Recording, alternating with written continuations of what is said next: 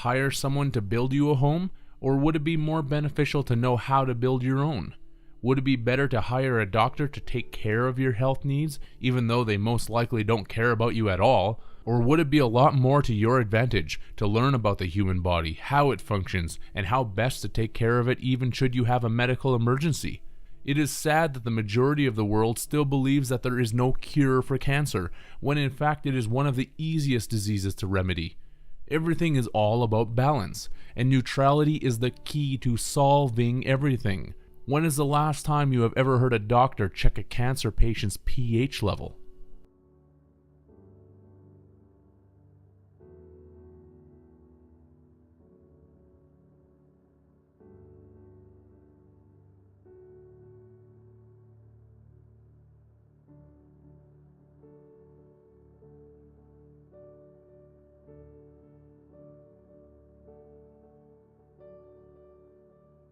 Knowledge truly is power, and the more knowledge you have, the more power you have. It is as simple and complicated as that. People will argue against what I have just said until they run out of breath with reasons such as the economy would be devastated, or that this would be impossible to do because it would take too much time to learn.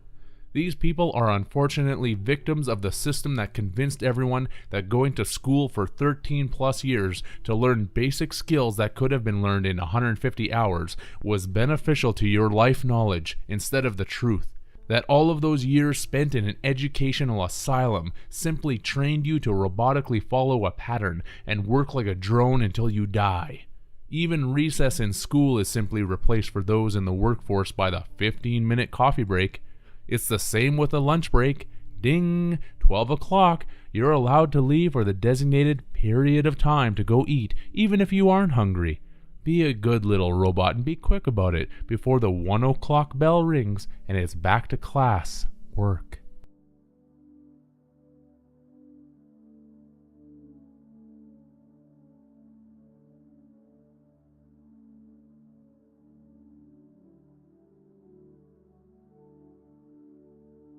The economy, commerce system would be an unnecessary burden if humanity had true knowledge. The knowledge of self-sufficiency that we are robbed of.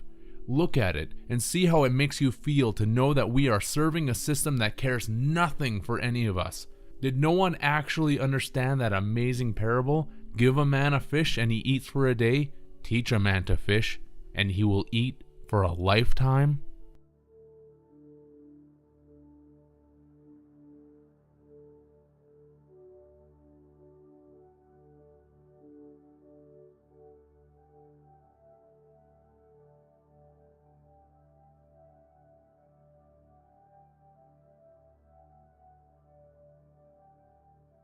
Knowledge gives you the power to be your own endless resource. It is something that cannot be taken from you, and there is no false debt that needs to be repaid because of it.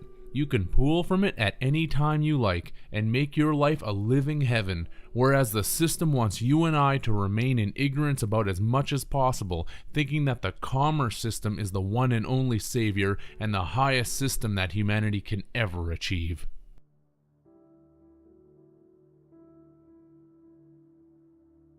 It has been said, know thyself, and on many levels this means, what are my needs, and how does one take care of all of them without any external saviors? Know thyself. Where am I, and what is this place? How did I get here, and why am I here? These are the internal questions, because questions are truly the quest that we are on to find out how we became imprisoned and remain subservient to a system that does not care about our fate. Knowledge is our only option, and the more that each of us attains on our own, the more that we can collectivize it and help each other break free of this construct. I want to see as many of us break free of these confines as possible, so that through a critical mass, the whole matrix will collapse, and we don't have to go through this same sick cycle again. I have said it many times to many people over the years. The cycle has to stop somewhere.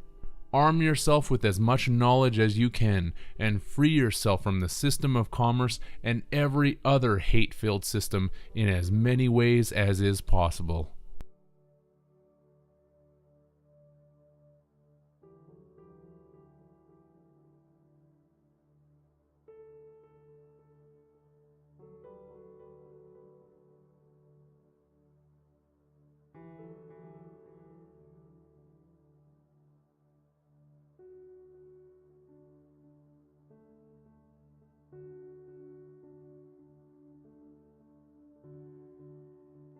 Be the witness in all things, and retain the neutral ground in all your endeavors. In this way you keep all of your power.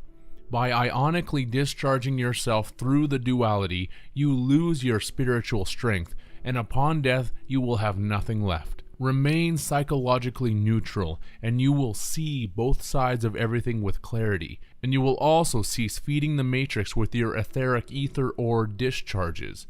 In the same regard as gaining knowledge and working for yourself, you will build up your own energy stores again, and the archons will lose their previous advantages that they had over you.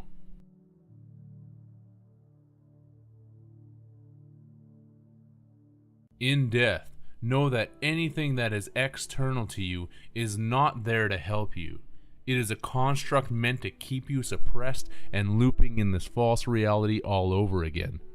You and I have always been a part of the system of all things, and therefore have always been and always will be. For us to have no memory retention of a before simply and logically means that it was erased and taken away from each of us. That is the memory swipe program that occurs during each successive rebirth, so that no one remembers who or what or when they are. Having the knowledge that this is occurring is a huge advantage that they definitely do not want us to have. This means that we are already better equipped to handle them on the other side than we otherwise would be.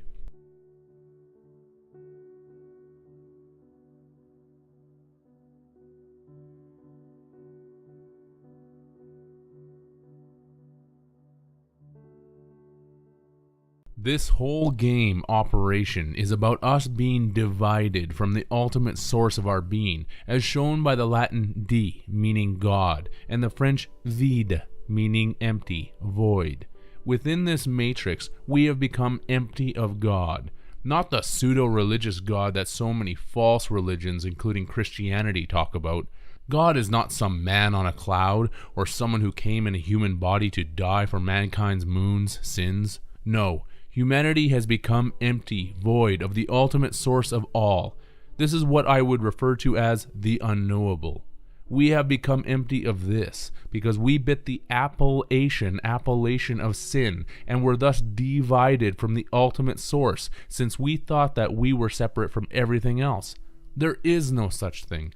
Everything is connected to everything else, which is why indirect is direct. Only a neutral mind can see this truth.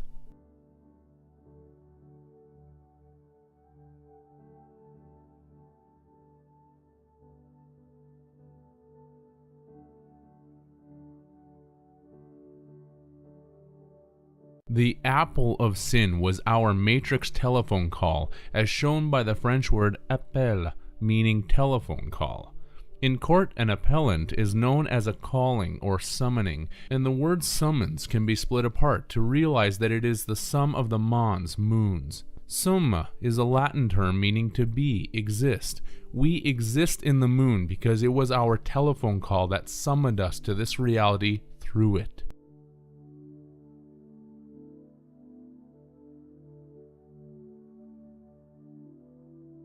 That brings us to where we are in this galaxy, the Milky Way as some would have us call it. So here it is. We are in the desert. Just like there are deserts on this Earth construct, there are deserts in the galaxies, and we happen to be in one of the largest deserts in this particular galaxy. The Earth construct is actually the oasis of this desert, where space travelers can refuel, replenish, trade, etc. That aspect would be on only one level of this entire construct. The fact that we are in the desert may explain a lot to the listener as to why everything in our solar system pretty much looks lifeless. That's because it is.